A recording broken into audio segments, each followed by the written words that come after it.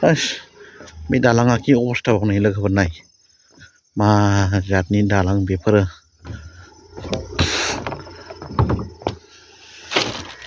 बेफोरखि दालां नै लोगोफोर नाय दालाङा नै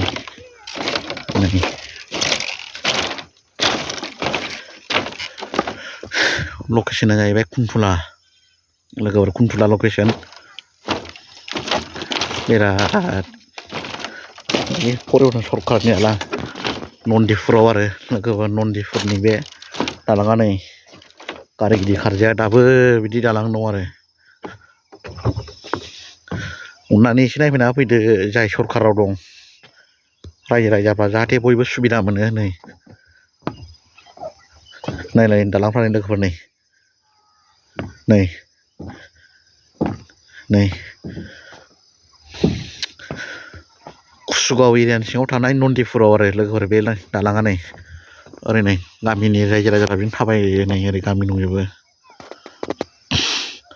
बेफोरखि दालां